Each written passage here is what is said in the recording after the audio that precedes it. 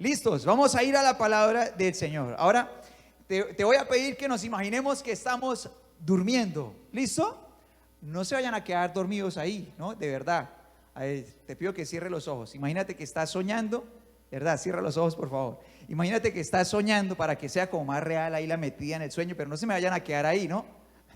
No es que ahorita a mitad de predica encuentre a uno, no, pastor, es que estoy todavía en la intro. A ver, ahí con los ojos cerrados y tú te vas a imaginar que estás soñando y en ese sueño el Señor de alguna manera se aparece ahí en el sueño y te dice, serás grande. ¡Pum! Te despiertas, ya te despertaste. ¿Listo? El Señor te dijo esa frase, serás grande. Ahora tú te despiertas y ¿en qué piensas? A ver, piensa, ¿a qué se refería?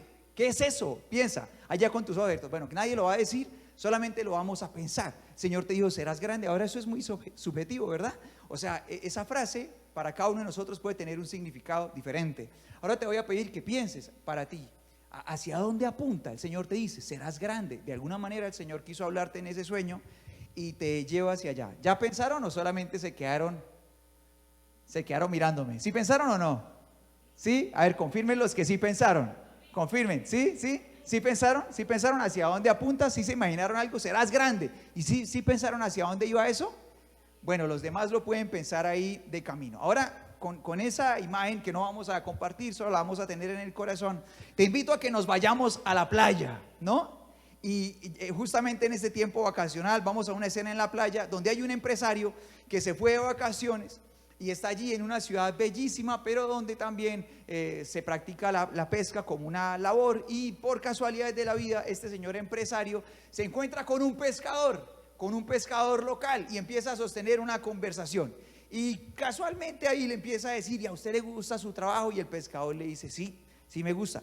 Y el empresario entonces le dice, ¿y como cuántas horas al día usted le dedica a su trabajo? Y él le dice, unas 3 horas más o menos. Y entonces el empresario, cuando escucha que él trabaja esas 3 horas, como que se queda curioso mirando y dice, y bueno, ¿y usted qué hace después? Dice, no, pues yo llego a mi casa, almuerzo, me tomo algo con mi esposa, charlo con ella, duermo la siesta, después me paro, juego con mis hijos y de noche de vez en cuando un plan familiar o un plan con amigos. Entonces el empresario le dice, pero qué pérdida de tiempo, y usted podría trabajar más. Entonces el pescador le dice, ¿y para qué? Dice, pues bueno, usted podría tener más dinero de pronto y se compra otro barco. El pescador pregunta otra vez, ¿y para qué? Bueno, usted podría hacer crecer su empresa y podría consolidarla, de pronto con el tiempo comprar más barcos, hacerla más grande. Otra vez el pescador pregunta, ¿y para qué? Bueno, la empresa podría hacerse más grande, ahora usted podría ser un proveedor para toda la ciudad. ¿Y para qué? Bueno, su empresa podría convertirse después en una empresa con influencia nacional, incluso internacional. Y el pescador pregunta otra vez, ¿y para qué? Bueno, usted podría convertirse en un hombre muy rico, muy poderoso. ¿Y para qué? Pregunta el pescador. Bueno, cuando tenga por ahí unos 60 años o más, quizá a usted que le gusta tanto la pesca, podría salir a pescar unas 3 horas al día, después llegar a almorzar, tomarse un tinto con su esposa, dormir la siesta, por la tarde jugar con sus nietos y si quiere después por la noche tener un plan familiar o con sus amigos de vez en cuando. Ahora quiero que tú y yo pensemos en esto y miremos la diferencia de perspectiva, así como muchas veces las cosas más importantes de la vida ya están ahí, pero a veces por mirar cosas secundarias uno termina aplazando el hecho de disfrutar lo realmente valioso de la vida que uno sí ya tiene. ¿Sí están conmigo o no? Ahora mira que muchas veces muchas personas en nuestra generación, esforzándose por tener más dinero, por ejemplo, dejan a un lado su familia y se pierden de los mejores años de su hogar, de sus niños, por perseguir el dinero. Y de pronto en esa búsqueda, en ese afán de tener, también con el tiempo se dan cuenta de que ahora tienen el dinero pero no tienen familia, y con el tiempo dicen, bueno, realmente descubrí tarde lo que era más importante y lo que era más valioso. Y mira lo que le pasó a Abraham en Génesis capítulo 15, versículos del 1 al 4. Quiero que tú y yo veamos esta escena de este hombre, que es un hombre mayor y es muy poderoso. Es un hombre que tiene muchas riquezas. Ahora te voy a pedir que lo leas conmigo, leas estos versículos del 1 al 4. La palabra del Señor, que ya está ahí en pantalla, dice así. Dice, tiempo después, el Señor le habló a Abraham en una visión y le dijo, no temas, Abraham, porque yo te protegeré y tu recompensa será ¿cómo? Será grande. Abraham Abraham le respondió: oh Señor soberano, ¿de qué me sirven todas tus bendiciones si ni siquiera tengo qué cosa? Tengo un hijo. Hagamos una pausa aquí. Esta era la gran frustración de la vida de Abraham. ¿Cuántos sabían eso? Él era un hombre ya muy entrado en años, que toda su vida había querido tener un hijo y no se había podido. Dice, sigue diciendo la palabra del Señor, dice: ya que tú no me has dado hijos, Eliezer de Damasco, un siervo de mi casa, heredará toda mi riqueza. Tú no me has dado descendientes propios, así que uno de mis siervos será mi heredero.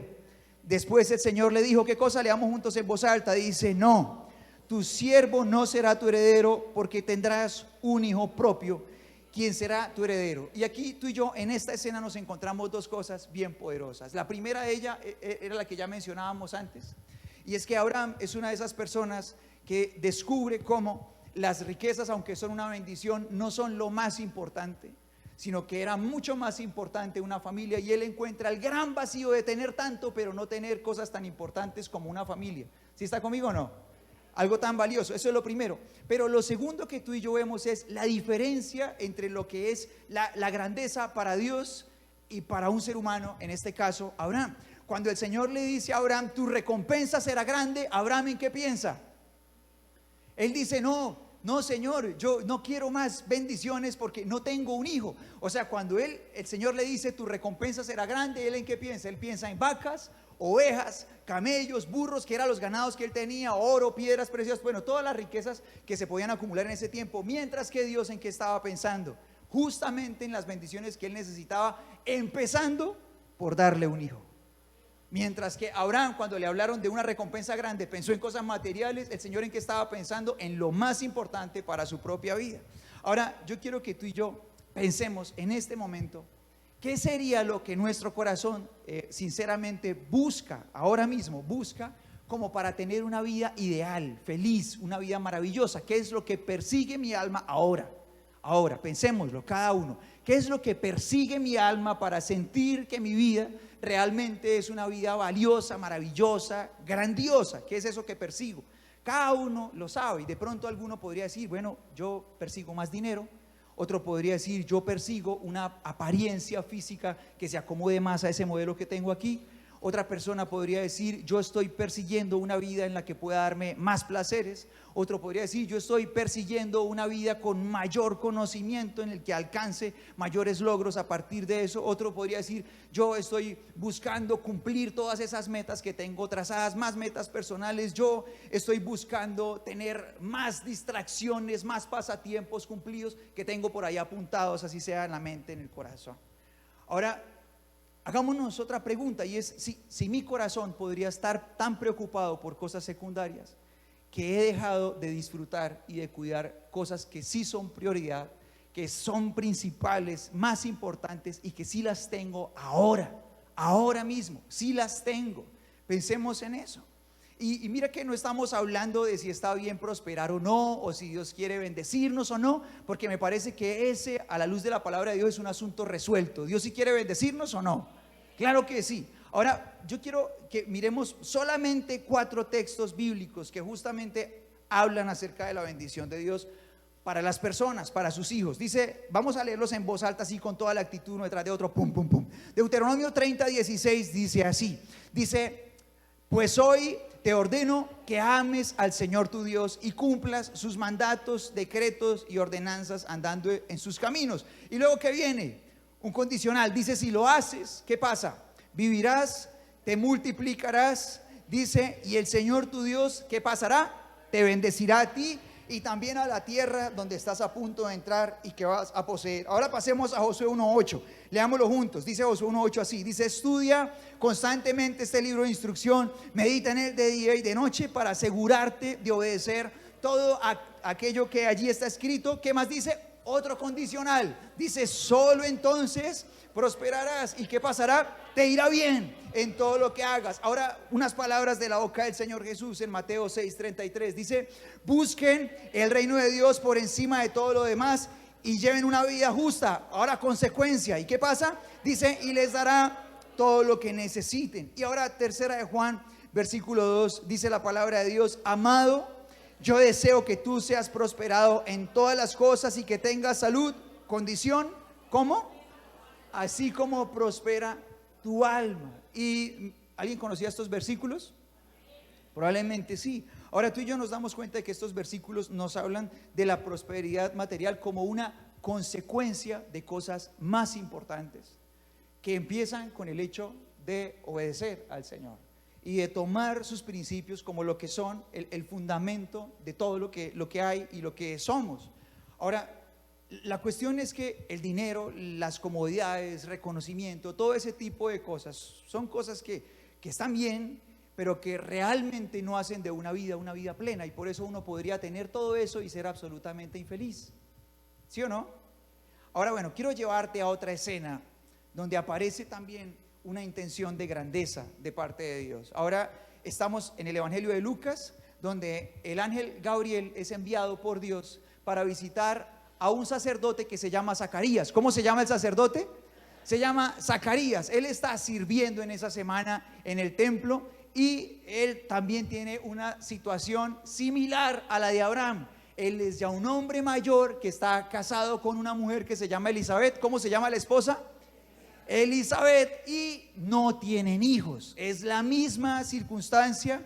Ahora él está sirviendo justo dentro del templo, en un lugar donde solamente pueden estar ellos como sacerdotes.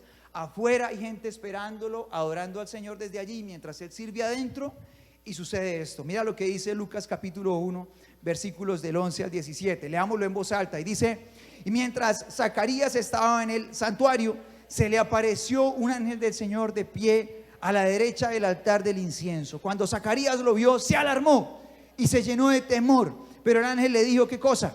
No tengas miedo, Zacarías. Dios ha oído tu oración. El Señor también escucha las tuyas y las mías. Dice: tu esposa Elizabeth te dará un hijo y lo llamarás ¿cómo?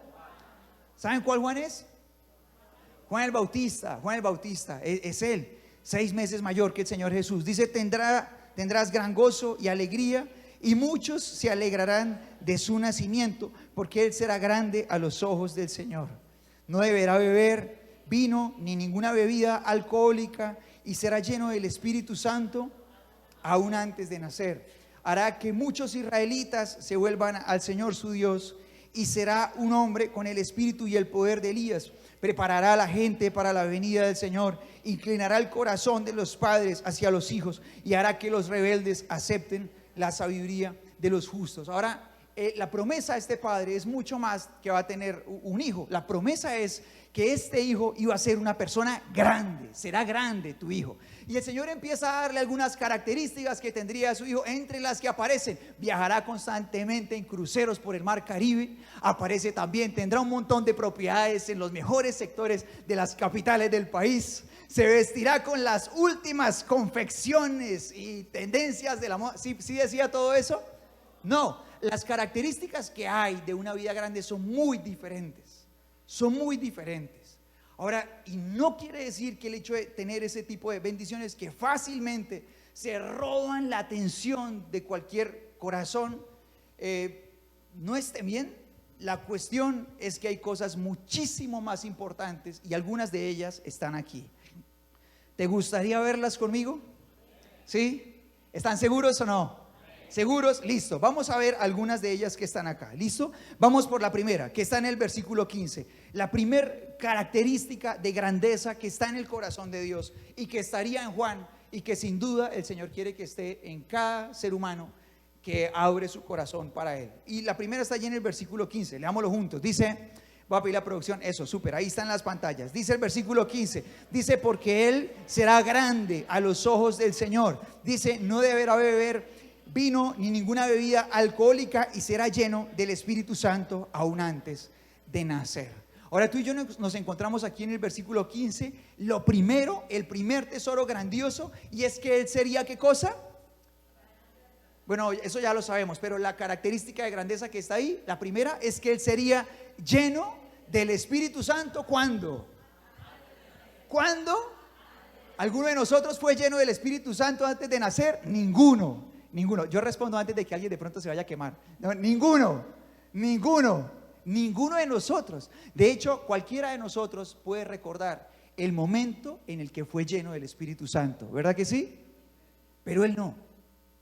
Él fue lleno del Espíritu Santo desde el vientre de mamá. Y este momento nos lo cuenta la palabra de Dios. Nos cuenta el momento en el que él es lleno del Espíritu Santo estando aquí en el vientre de su mamá. Ahora, ¿sería que él nunca más necesitó depender de su conexión con Dios de ahí en adelante? ¿Será que si él fue lleno del Espíritu Santo antes de nacer, de ahí en adelante todo fue una vida a su manera sin necesidad de decirle al Señor, yo te necesito? ¿O sería que Juan le decía al Señor todos los días de su vida, yo te necesito? Ahora, si Juan nos lleva a nosotros de ventaja 15, 20, 30, 50 años de estar lleno del Espíritu Santo, bueno, claro que él murió un poco más de 30. Si nos lleva toda esa ventaja, ¿será que nosotros necesitamos todos los días decirle al Señor, yo te necesito? Ahora, mira lo que pasa aquí en este versículo. Hay un voto acá, dice, no deberá beber vino ni ninguna bebida alcohólica y será lleno del Espíritu Santo aún antes de nacer. Esta primera parte es un voto de pureza que él estaba haciendo, que es parecido, por ejemplo, al voto que hizo Sansón, por ejemplo, de no cortarse el pelo, ¿verdad? Es un voto particular de pureza para cuidar justamente su vida dedicada al Señor, pero no es un principio que sea general para todos. ¿Qué dice la palabra del Señor para todos con respecto al licor? Que uno pues no debe ser esclavo de nada, pero tampoco debe embriagarse. Ese es el mandamiento para todos, como dice la palabra del Señor en Efesios 5, 18. ¿Lo puedes leer conmigo en voz alta? Dice, no se emborrachen, pues eso los lleva a ¿qué cosa? Al desenfreno. Dice, al contrario, ¿qué cosa? Llénense del Espíritu Santo. Entonces hay un paralelo acá que sí nos aplica a todos. Ese voto era para él, pero esto nos aplica absolutamente a todos. Y de un lado tenemos el desenfreno, ¿no? El desenfreno, el camino para llegar ahí, la borrachera. Y del otro lado, el hecho de ser llenos del Espíritu Santo. ¿Cuál prefieres? ¿Ser lleno del Espíritu Santo o perder el control de ti mismo? ¿Cuál prefieres? Bueno, muy bien. Ahora, ojalá que sí, ¿no? Ojalá que... Bueno, ahora, el punto es que a ese camino de desenfreno no solamente se llega a través del licor, hay otras vías para llegar a ese lugar, ¿cierto que sí? Entonces hay otras sustancias que pueden llevar a una persona al desenfreno y hay cantidades de alucinógenos para perder el control de sí mismo, que es un pecado por el poder destructivo para cada uno y por el daño que se le hace a otros. Pero hay otras maneras de caer al desenfreno, por ejemplo, con el mal carácter, ¿no? Cuando una persona no puede controlar lo que dice ni cómo reacciona, ¿qué pasa? ¿Tiene freno o no? Está desenfrenada, ¿verdad que sí? Pierde el control. ¿Y qué pasa cuando un carro pierde el control? Así no quiera, ¡po, po, po! ¿Cierto que sí? Y eso pasa cuando uno como ser humano pierde el control de su carácter. ¿Sí pasa o no? Uno va en esa bajada a toda y uno se fue, ¿verdad? Se fue. Ahora, ¿qué más? Los deseos, por ejemplo, la gula. ¿Qué pasa si una persona sabe y le ha dicho, por ejemplo, a su médico, oye, necesitas regular esto, no puedes comer más esto, pero la persona, aunque lo sabe, sigue comiendo de mala manera y se sigue haciendo daño a partir pues justamente de que no puede controlar sus deseos? ¿Quién controla a esa persona? ¿El Espíritu Santo o lo controla? ¿Quién lo controla? ¿No? Ahora, mira que hay muchas cosas que lo pueden llevar a uno al desenfreno. La lujuria, por ejemplo, sus deseos, sus atracciones por su vida sexual, la codicia, el hecho de tener, la pereza. Entonces, quiero que tú y yo pensemos que cualquier cosa que nos genere dependencia, como incluido un celular, cualquier cosa que me controle a mí, entonces puede llevarme al desenfreno. Y uno podría, con preguntas sencillas, pensar si uno está viviendo dependiendo del Espíritu Santo o uno está perdiendo el control de sí mismo. Entonces la verdad es que uno decide quién será su amo, ¿sí? Entonces uno como que lo tienen de acá, ¿sí? ¿Verdad? Entonces uno puede preguntarse. Entonces, por ejemplo, yo sé, por ejemplo, que la mejor manera de empezar el día es darle el primer lugar al Señor, ¿verdad? Pero si a pesar de que yo lo sé, yo quisiera despertarme, pero la pereza es tan potente que así ponga 10,000 alarmas, aquí estoy en esa cama. ¿Quién es mi amo? ¿El Espíritu Santo o la pereza? Me lleva a no ser capaz de tener control de mí mismo. Ahora, pensemos por ejemplo, yo tengo talentos por entrenar. Yo sé que necesito entrenarme o estudiar, yo sé que necesito prepararme, pero estoy allí en el celular y aunque yo sé que necesito estudiar, no lo hago porque no puedo parar. Entonces, ¿quién es el que me dirige en la vida? ¿El Espíritu Santo o acá mi dependencia al celular? ¿Qué será? Ahora, yo sé que es mejor jugar con mi hijo que estar ahí todo el tiempo viendo redes sociales. Yo lo sé. Yo sé que su niñez pasará y que él necesita de mí, pero resulta que no puedo evitar estar allí metido todo el tiempo.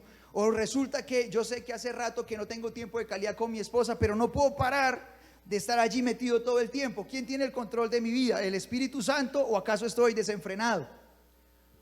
Ahora, mira que uno sin darse cuenta puede haber perdido los frenos hace rato de su conducta y uno no lo sabe. Pero la pregunta puede ser muy sencilla y es si realmente todo lo que yo hago lo hago guiado por Dios o hay cosas que realmente no puedo controlar en mí, no solamente las que son socialmente condenables así por el ojo social y crítico, sino todas las cosas que se conviertan en mi amo y esclavicen mi corazón me pueden llevar al desenfreno. Aquello que yo no puedo controlar puede estar sacándome de mi vida de la mano del Señor. Y dice la palabra del Señor que Juan fue un hombre lleno del Espíritu Santo desde antes de nacer. Y el Señor Jesús dijo de él ya en su vida adulta, dice Lucas 7:28, te pido que lo leas conmigo. Dice, les digo que de todos los hombres que han vivido, nadie es superior a Juan. ¿Cómo te parece eso? ¿Cómo te parece eso? Dice, sin embargo, hasta la persona más insignificante en el reino de Dios es superior a él. Con esto el Señor se refiere al hecho de servirnos unos a otros. Está enseñando acerca de esto. Ahora, mira esto tan potente. ¿Y cómo lo hizo? Juan tenía un tesoro muy poderoso y era que todos los días él dependía de ser lleno del Espíritu Santo. Y este fue el primer tesoro de grandeza que el Señor habló de Juan el Bautista. Ahora preguntémonos, ¿cuánto me importa a mí depender del Espíritu Santo? ¿Cuánto me importa? ¿Sí? Porque cuando el Señor le dice a Zacarías, tu hijo será grande, lo primero que le dice es, será lleno del Espíritu Santo. Ahora la pregunta para ti y para mí es, ¿cuánto me importa a mí vivir lleno de Dios? Y de pronto muchas veces importan más otras cosas que son secundarias que un tesoro tan importante como vivir en una verdadera conexión con Dios. ¿Vamos por el segundo tesoro o no? ¿Sí o no? Bueno, listo, vamos por el segundo. El segundo está en el versículo 16 y versículo 17. Vamos a leerlos. Dice el versículo 16, dice, y hará que muchos israelitas vuelvan al Señor su Dios. Será un hombre con el espíritu y el poder de Elías y preparará a la gente para la venida del Señor. Hasta ahí, hasta ese punto. Y preparará a la gente para la venida del Señor. El segundo tesoro bien potente es que la presencia de Dios lo llevaría a él a vivir una vida que sería un instrumento para que muchas personas se volvieran a Dios. Esto quería decir que la vida de Juan tenía por lo menos dos cosas bien potentes que quiero mencionar. Una era que era una vida que podía inspirar. Entonces, Juan era una vida que vivía en tal conexión con el Señor que al seguir sus pisadas se podía ver al Señor Jesús en él. Y el Señor deseará que en ti y en mí pase lo mismo, ¿o no? Claro que sí, que nuestra vida sea una inspiración. O sea que si cualquier persona te ve a ti, pueda sentirse animada a seguir al Señor Jesús. Ahora preguntémonos, ¿eso pasa conmigo? Si cualquier persona me ve a mí, ¿puede sentirse motivada a seguir a Dios? Si seré una publicidad que realmente muestre al Señor como Él es para poder inspirar corazones a seguirlo o no. Y este es un tesoro que estaba en el corazón de Juan. Pero para lograr ese efecto de que las personas se volvieran al Señor, no solamente Juan era una persona inspiradora, o sea que seguía las pisadas del Señor Jesús, que mostraba su carácter, con sus palabras mostraba su corazón, con sus actitudes, con todo lo que él era, sino que además la vida de Juan era una vida confrontante. Cuando una persona se encontraba con Juan, era imposible pasarlo por alto. ¿Alguna vez has leído una enseñanza de Juan? Una predicación de Juan el Bautista ahí en el Evangelio de Lucas, por ejemplo. ¿Has leído alguna vez? ¿Alguien ha leído alguna enseñanza de Juan el Bautista? ¿Cómo le predicaba a la gente? Bueno, era imposible pasar desapercibido a Juan. Y era porque Juan tenía en su vida no solamente la misión de inspirar, sino la misión de confrontar. Y cuando tú y yo decimos el mensaje de Dios con integridad, tenemos que saber que el resultado tiene dos caminos, y es que va a haber personas que nos van a amar, pero también personas que nos van a odiar. Cuando una persona dice la verdad, tiene esas dos opciones, la opción de ser amada o la opción de ser odiada. ¿Alguien recuerda cómo murió Juan el Bautista? ¿Cómo murió? Decapitado. ¿Por qué murió decapitado?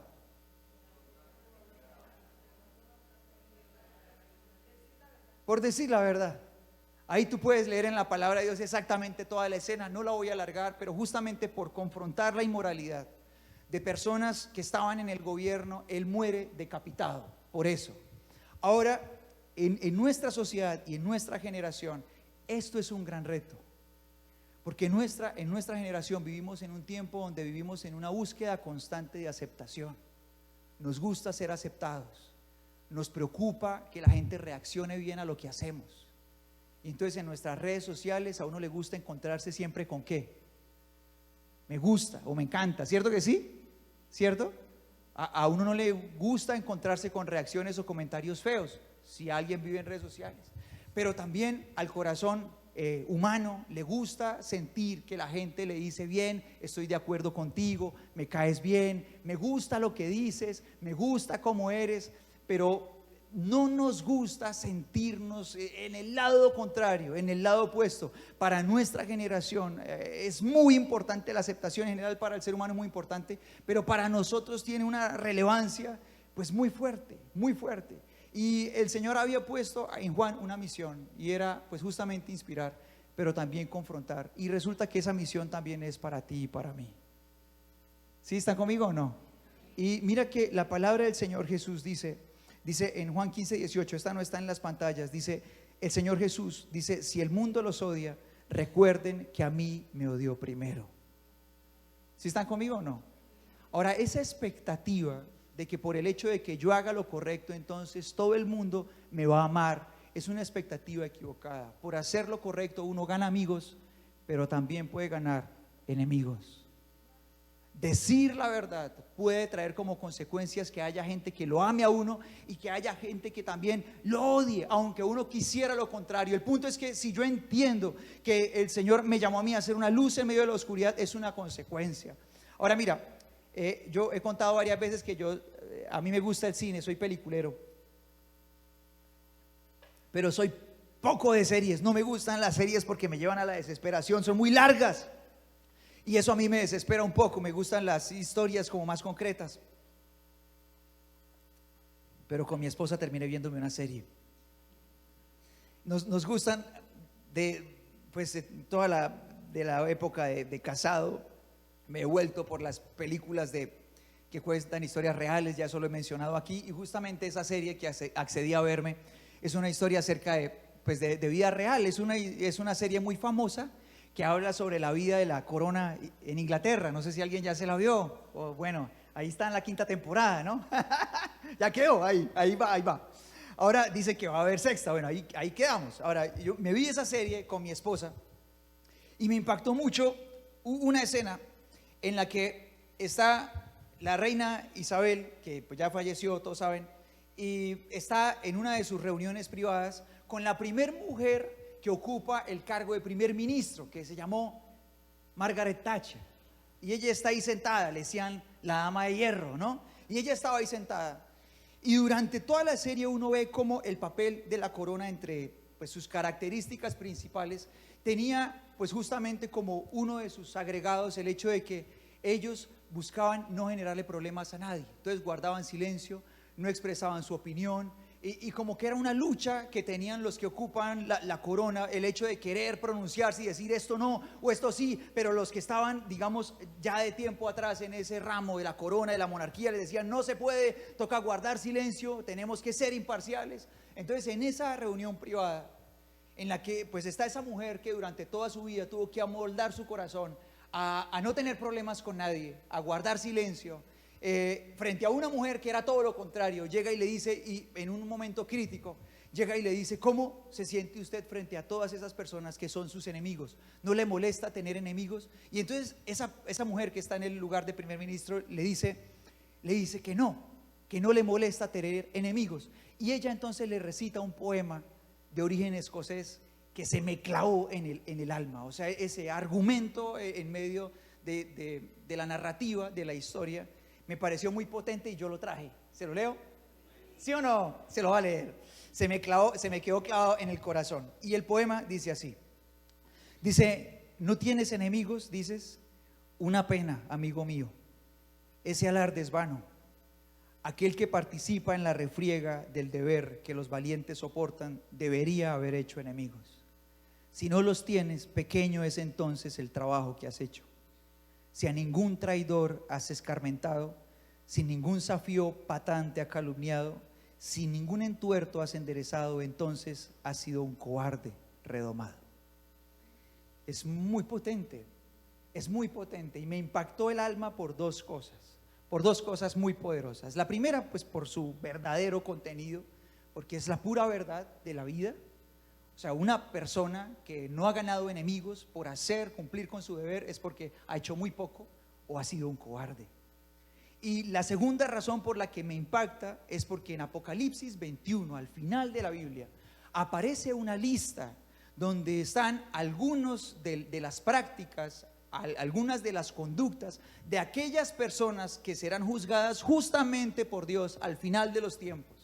Y sabes que los primeros en la lista no son los asesinos, no son los violadores, no son los inmorales sexuales, no son los brujos, no son los hechiceros, no son los ladrones, no son los corruptos. ¿Sabes quiénes son los primeros?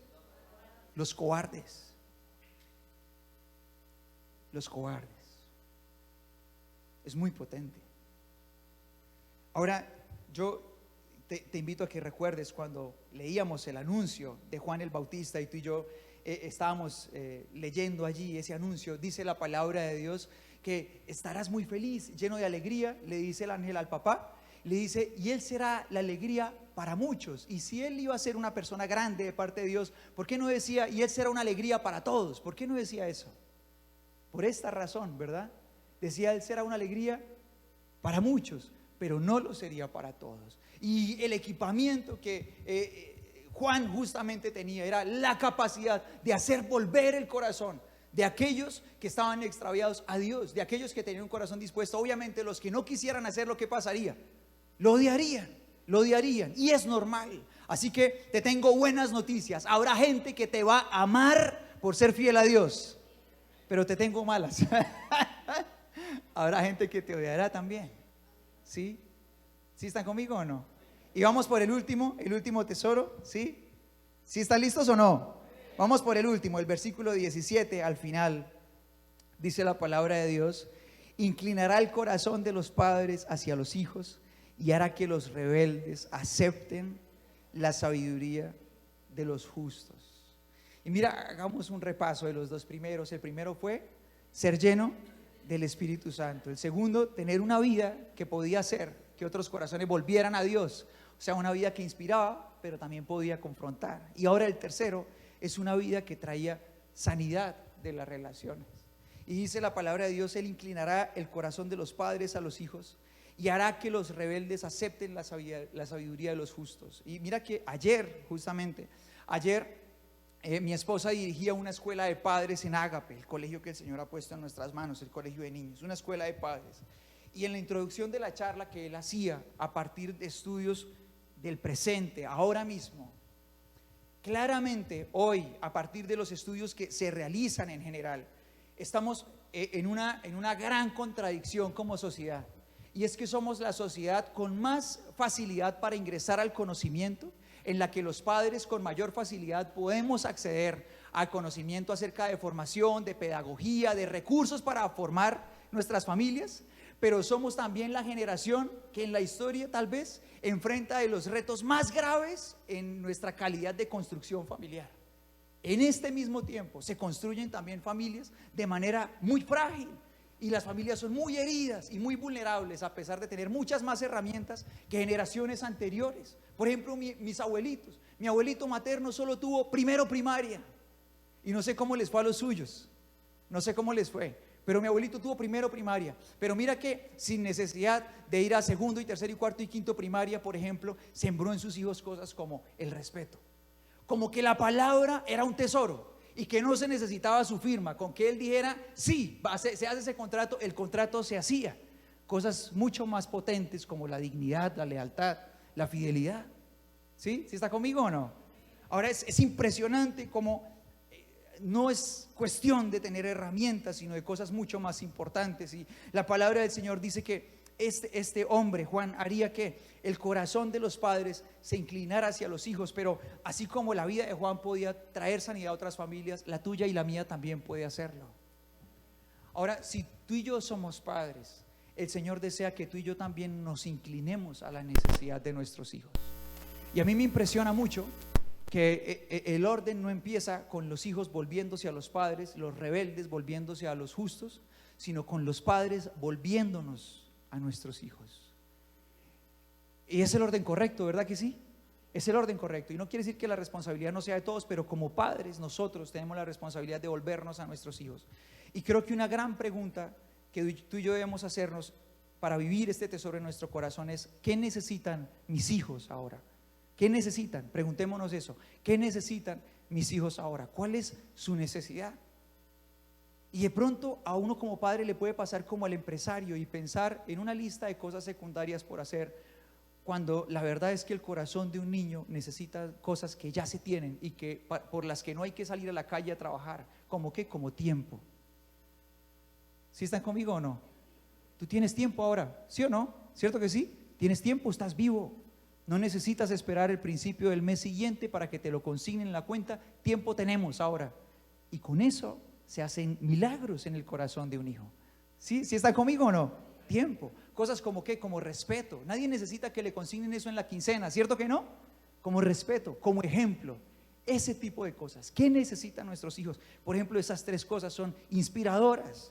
Y dice también que volvería el corazón rebelde a justamente tener un corazón sano para poder escuchar las palabras de los justos. Tú y yo también podemos ser personas sanadoras. Ahora, la palabra del Señor no dice que la vida de Juan fuera grande a los ojos de la gente. ¿Sí? ¿Sí recuerdas cuando leíamos el anuncio acerca de Juan? Dice será grande, pero la palabra se toma la molestia de hacer una especificación y dice la palabra de Dios: será grande a los ojos de Dios. Juan no se vistió con la ropa más elegante de su época. Juan no vivía en la casa más costosa de su ciudad.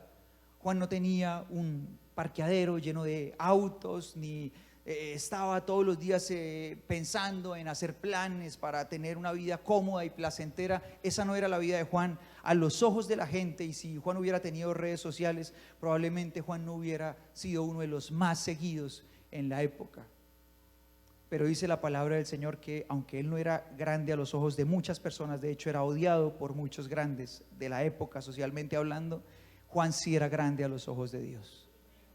Ahora la pregunta para nosotros es si queremos que nuestra vida sea grande a los ojos de Dios también.